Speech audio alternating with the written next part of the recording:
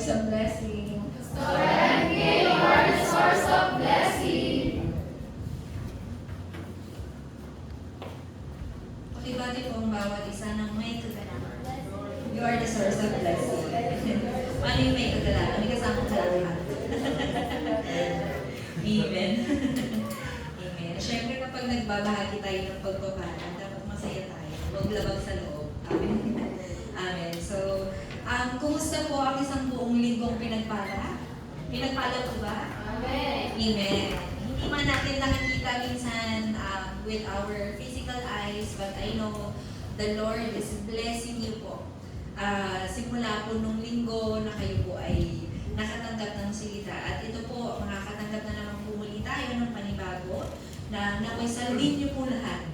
At kayo po ay mamaya humayo at magpakarami. Amen. So, yung message po natin today, if the start is incorrect, everything fails. In Tagalog, kung tayo daw po ay magsisimula ng mali, kung meron daw tayong maling simula, therefore, ang bawat ginagagawin po natin ay may kabiguan o mabigo. So, bakit nga po kailangan natin magsimula ng tama sa lahat ng bagay? Bakit po? Of course, ayaw natin mabigo. Sino bang gusto ng kabiguan? But then, kadalasan po sa atin, sa dami ng mga problema natin, minsan we're in a rush, alam niyo po yun, nagmamadali tayo palagi, wala tayong pasensya. Madalas, nakakapag-desisyon tayo ng mga bagay at nakakapagsimula tayo ng mali. Kaya, ano nangyayari sa atin? We gain more problems. We gain more spiritual problems. So, ganun ang nangyayari. So, anong dapat natin gawin? So, ano ba yung dapat na simulan na meron tayo? First, we need to give worship to the Lord. So, palapakan niyo po yung mga sarili niyo today because you choose to worship the Lord. Amen? Amen. You have to start this week na magsimula with the Lord. Wala. Ayan. So, kailangan natin magbigay ng worship sa Panginoon so that we can be healed.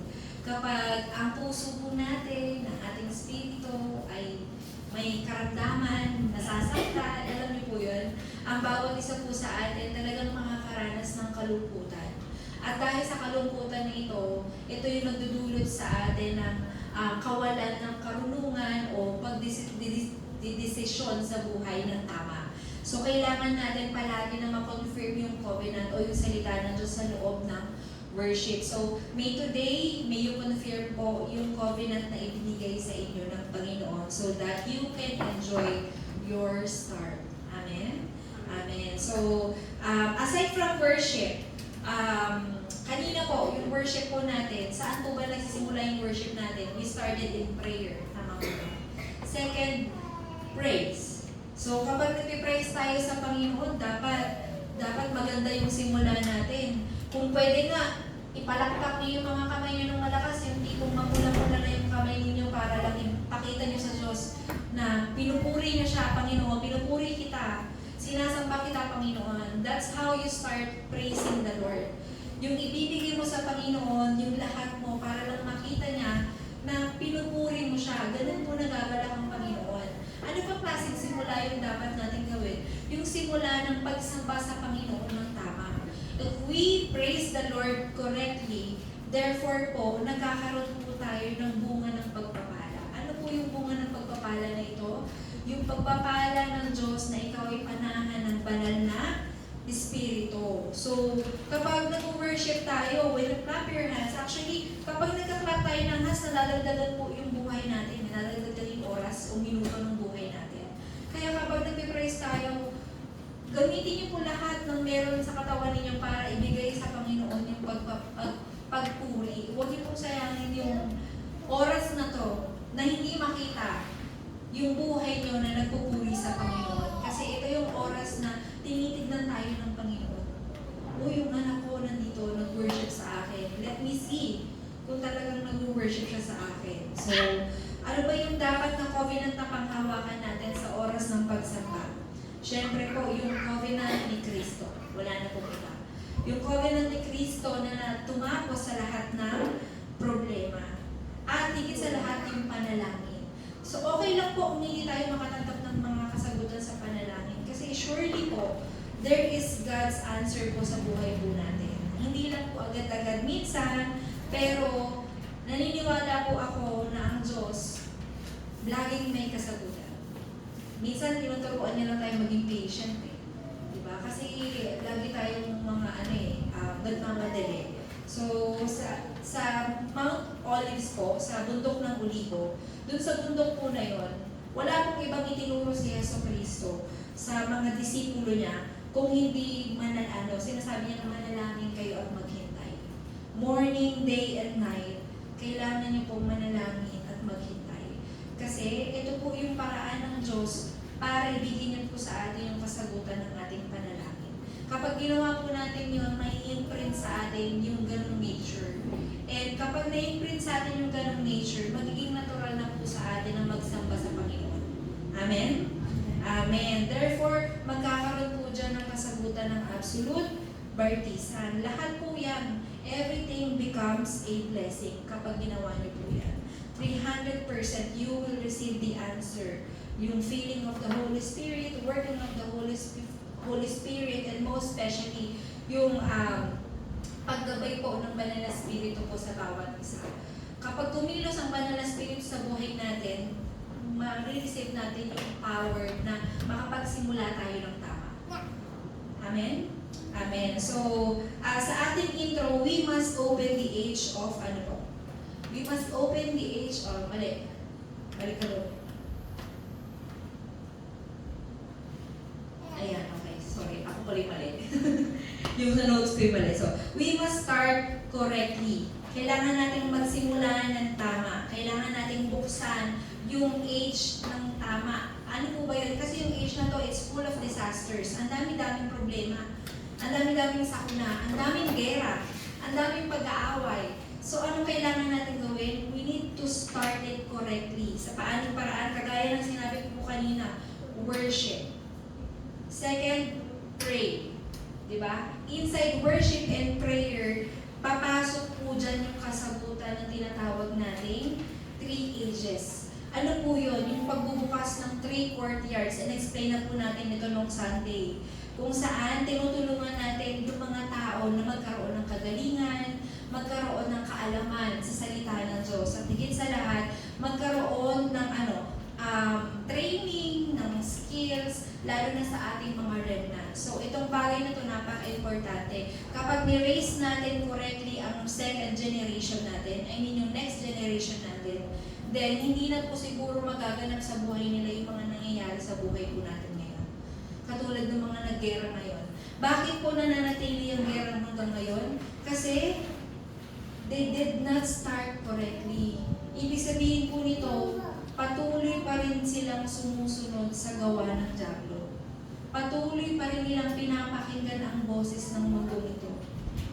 Patuloy pa rin nilang pinapakinggan ang kanilang mga sarili. That's why we really need to start correctly. Sa paano natin yung gagawin, lalo na sa next generation natin, we need to have this 3-day weekend age. Ito po yung sinasabi natin na Friday, Saturday, Sunday. Every Friday, we teach the children.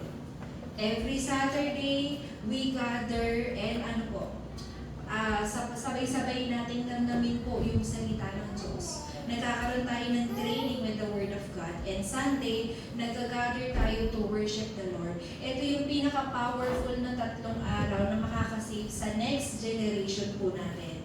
And Age of Holy Meditation. Ito yung sama-sama tayo nagkakaroon ng pagdinilay-nilay sa salita ng Diyos. Katulad ng in-example ko last time po, yung mga Muslim, they have this time na mag-praise sa kanilang Diyos. Diba? Everyday yan.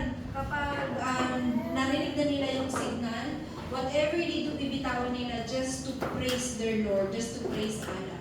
But tayo po, we have this true covenant po. We have this pure gospel. We have this true answer na talagang makapagbibigay sa atin ng tunay na kasagutan. Pero bakit hindi tayo nagkakaroon ng ganitong classic meditation with the Word? So, para ma-save natin yung next generation, we need to start this. To raise absolute bartisan. Amen? Hello?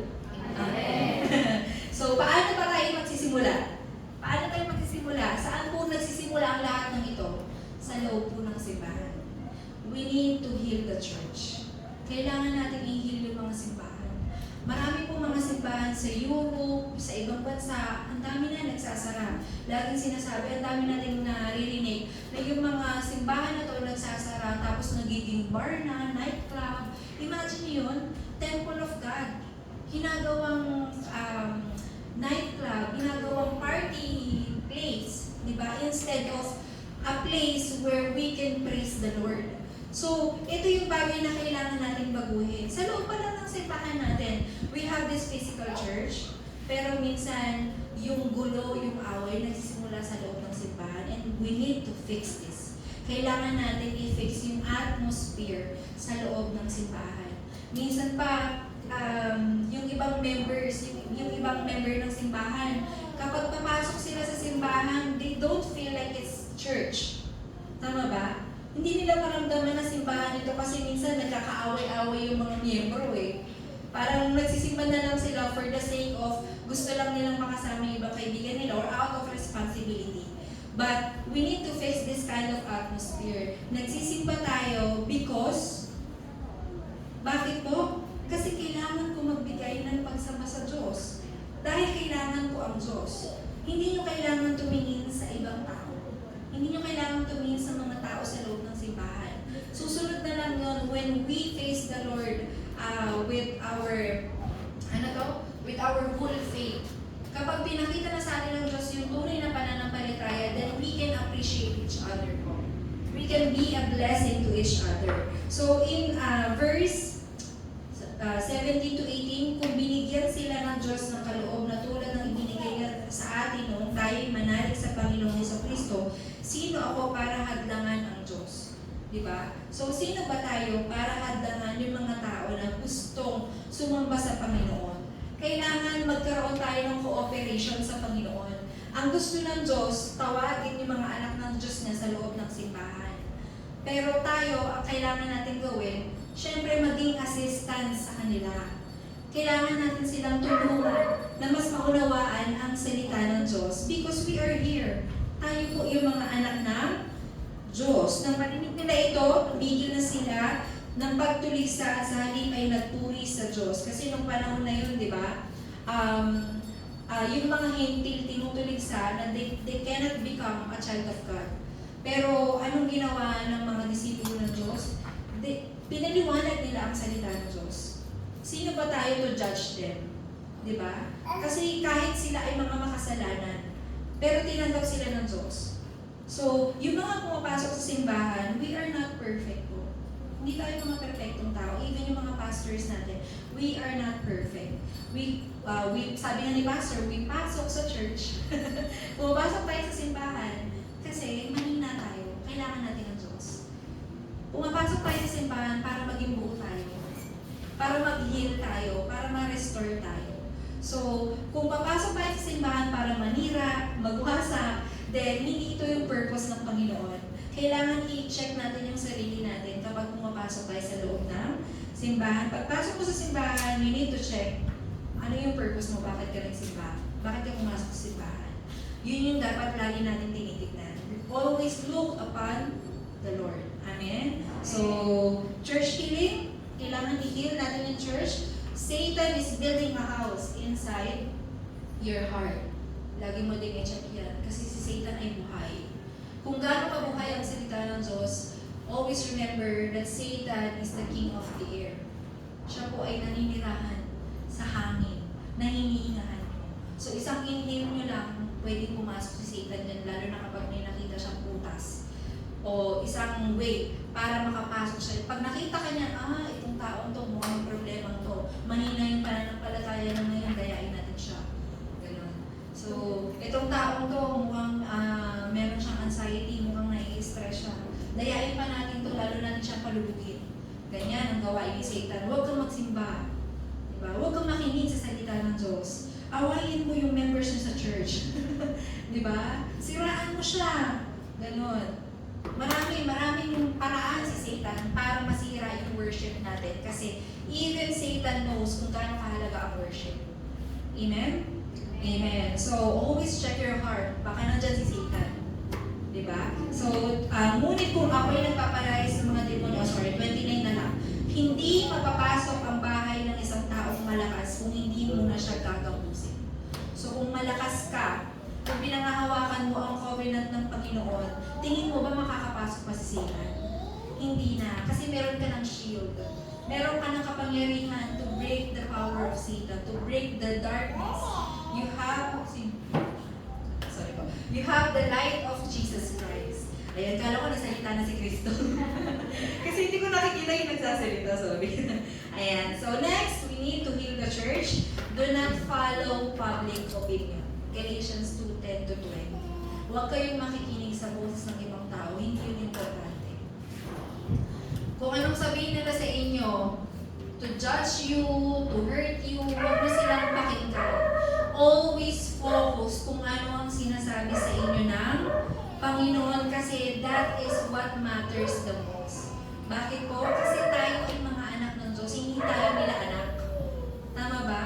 So, ang Lord ang may responsibilidad sa atin at hindi sila. Hindi nagmamatter yung salita nila sa buhay mo kasi ikaw ay anak ng Diyos. So, sa loob po ng simbahan, minsan gumagawa tayo ng mabuti. Pero i-check mo kung meron kang pananampalataya. Kasi minsan gumagawa lang tayo out of responsibility pero without the faith. Kapag wala kang pananampalataya and then you are serving the church, you are serving the Lord without faith, then it's useless. Walang kwenta. Madali kang mabibigo.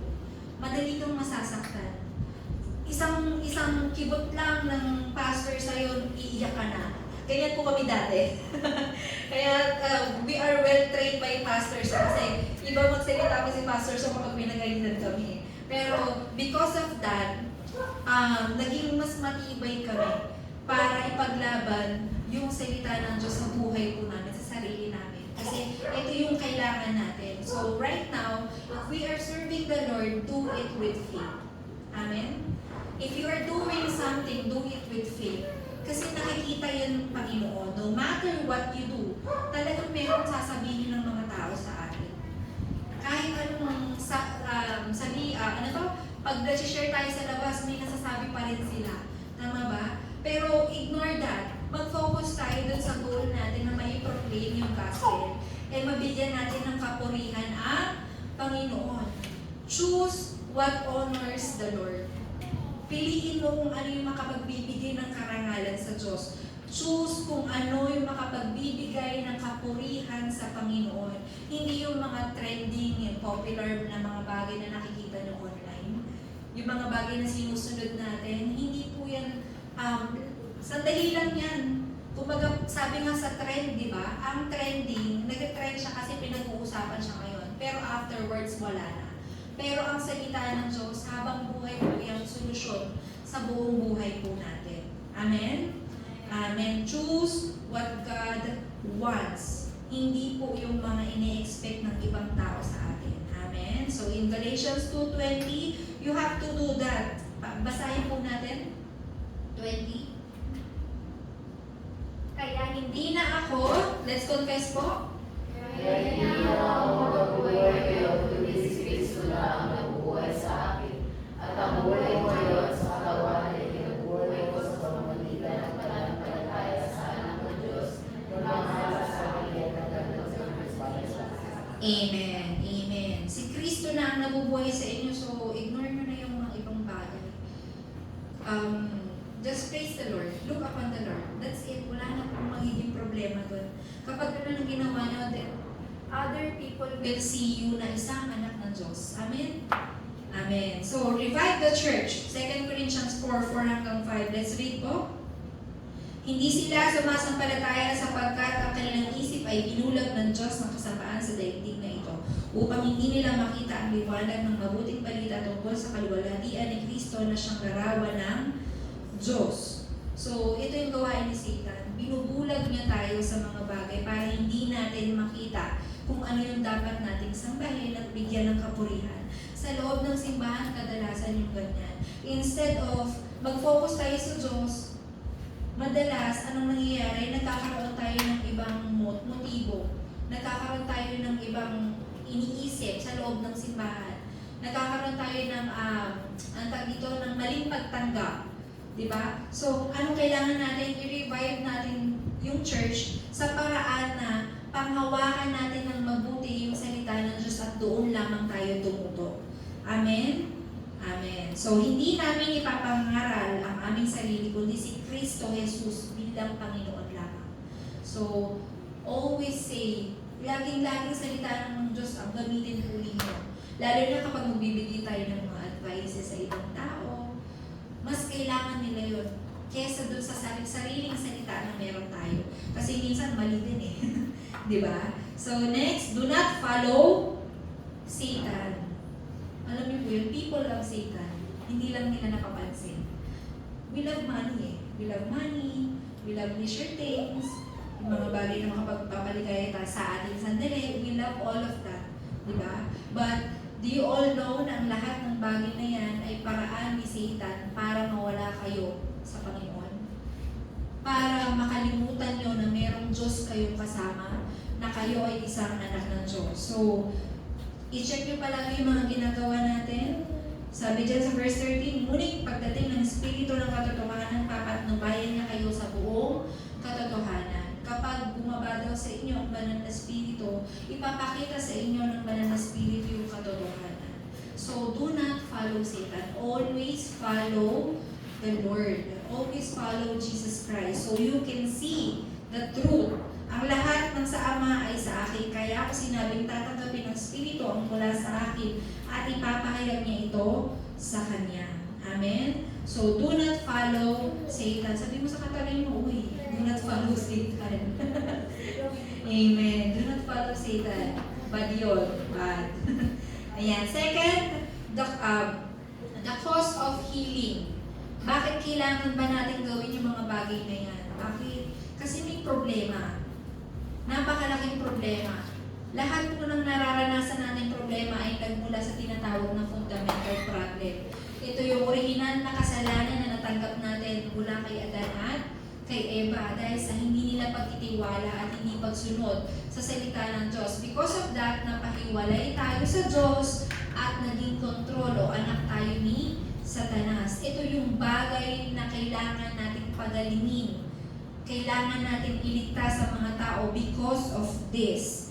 So, dahil ang mga tao hindi makalaya sa problema na yan, ang tao pinipilit hanapin ang kasagutan sa mga relihiyon. Kaya lang kapag mali, kapag ang relihiyon ay walang gospel, that is not, hindi po yun ang tunay na solusyon.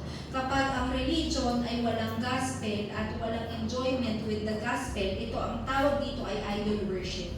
Tandaan po ang tawag po dyan ay idol worship o pagsamba sa mga Diyos-Diyosan. So, kailangan i-check natin palagi. Yung church po natin, lagi natin sinasabi, this is not a religion. Kaya lang formality, anong religion mo? You will say, born again Christian. Pero, pwede natin ipaliwanag na ang pagiging born again Christian natin is our relationship with the Lord.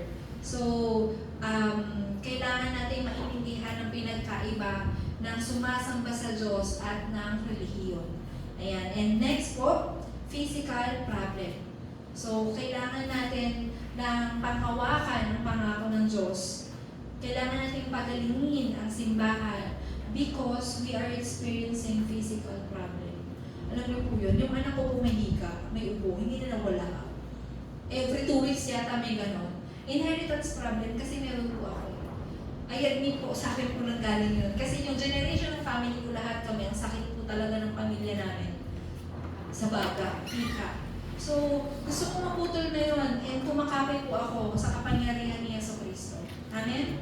Amen. So, I hope you do the same. Believe in the power of Jesus Christ, our healer. Amen?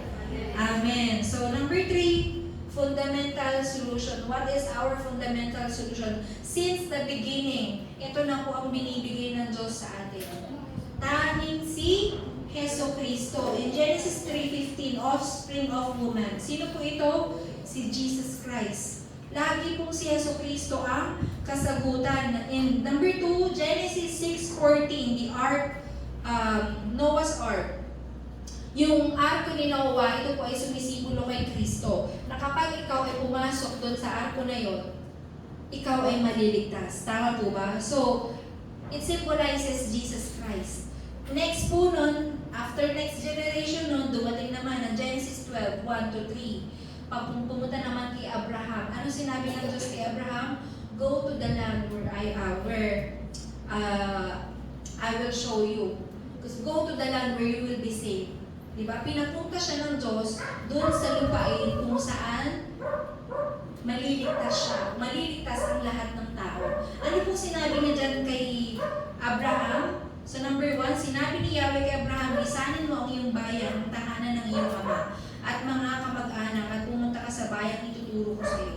Pararamihin ko ang iyong mga anak at ako, at gagawin ko silang malaking bansa. Pagpapalain kita, at gagawin kong dakila ang iyong pangalan, at ikaw ay magiging magpapala sa marami. Ang sa iyo'y pagpapala ay aking pagpapalain, ang sa iyo'y sumumpa ay aking susumpain. Sa pamamagitan mo, lahat ng mga bansa sa daigdig ay aking pagpapalain. Sinasabi dyan ng Diyos na kapag sumunod ka sa salita ng Diyos, sinabi niya kay Abraham, kapag sinunod mo ang aking salita, nalisanin mo ang bayan mo, at pumunta ka sa lupain na sasabihin ko sa iyo, ikaw ay magiging pagpapala sa buong mundo.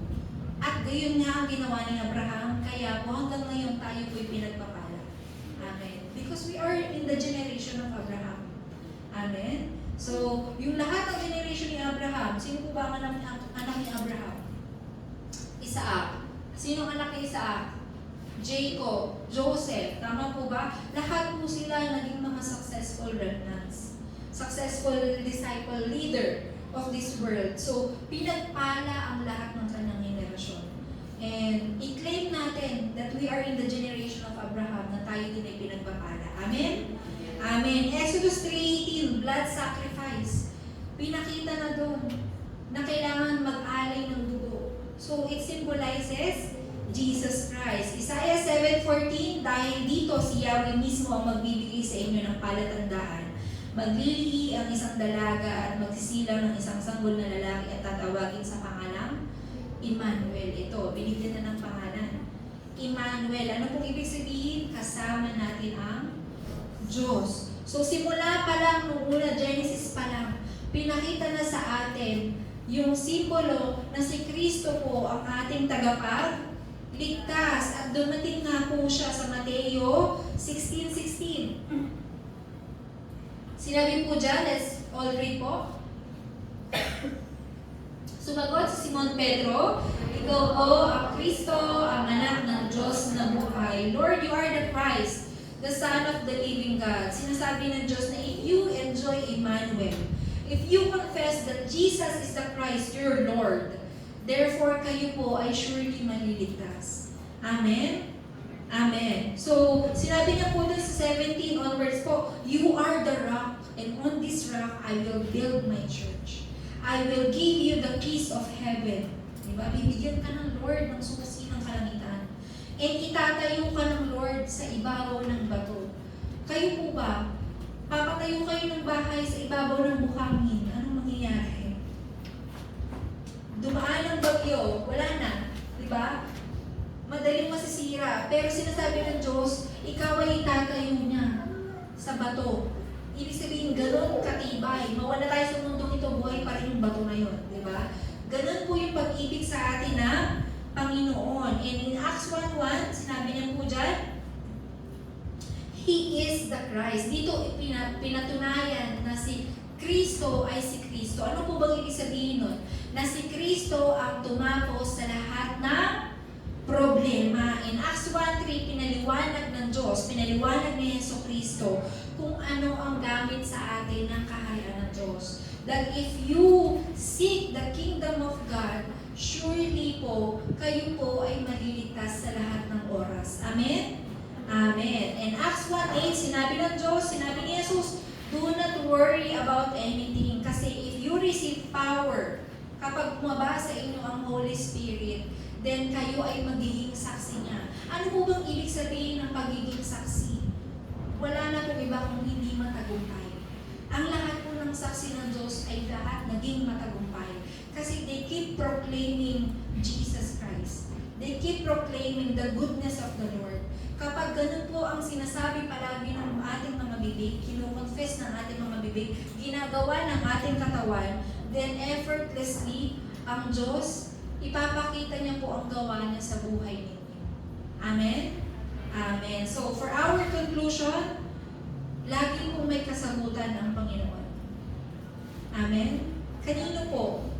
Kanino po? Hindi lang po sa 7 remnants, hindi lang po sa mga disciple niya sa Biblia, but also sa mga anak niya na nananatili ngayon. Nag-alert na yung cellphone ko. Ayan, gamot po yung Arcel. Ayan, so, laging may kasagutan ng Diyos. Katulad kay Daniel, di ba po? Si Daniel, ano yung binigay ni Daniel? Panalangin lang. Lagi lang siya nananalangin. Kahit na mamamatay na siya, kakapanalangin niya, he keep on praying. And yun ang nakapagligtas sa kanya. Yung pananampalataya niya sa Panginoon. This is the background of the throne. Kapag meron tayo nito, lahat po ng bagay ay magkakaroon ng kasagutan sa buhay po natin.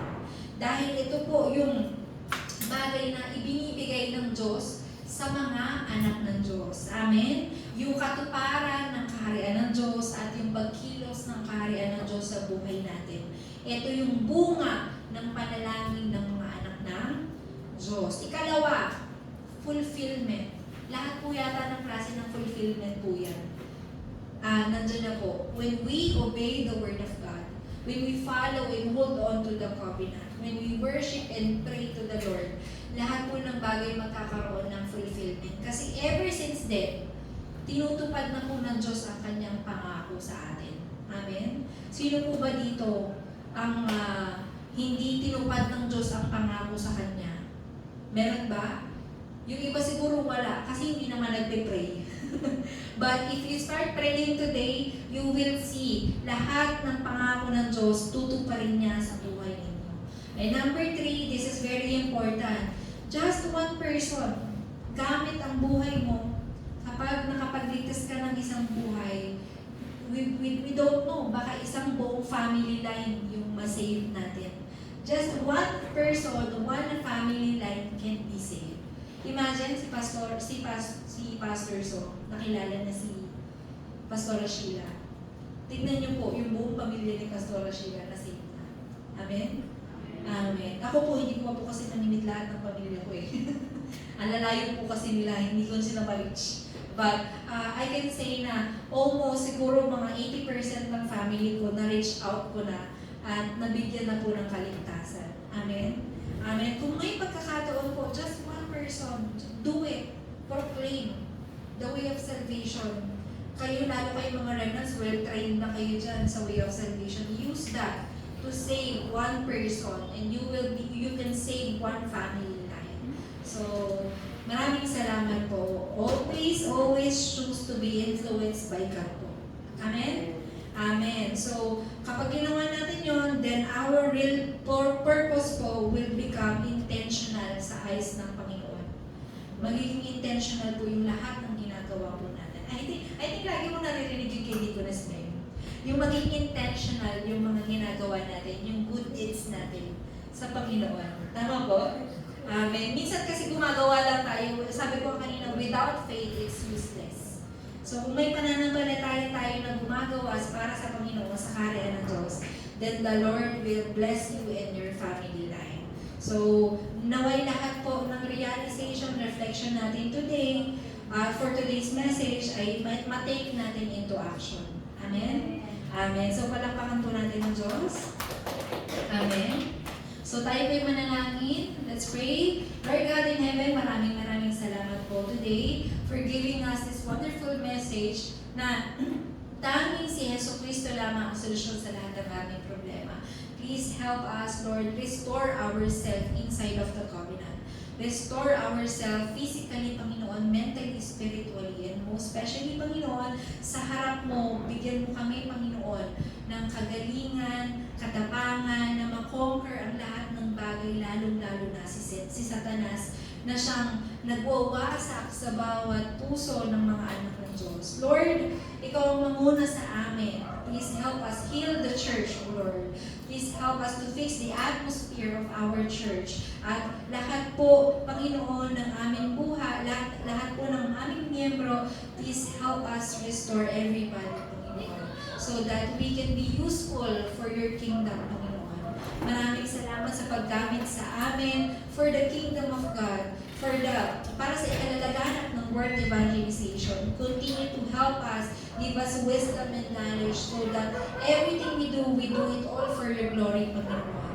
Lord, lumalapit kami sa iyo. Panahan mo kami ng banal na Espiritu. Ito po, nawa, ang aming maging weapon to conquer this world, only to proclaim the gospel. Maraming salamat po. Pinupuri ka namin at pinapasalamatan. Pagpalain niyo nawa ang lahat ng absolute bartisan na naririto. In Jesus' name we pray. Amen.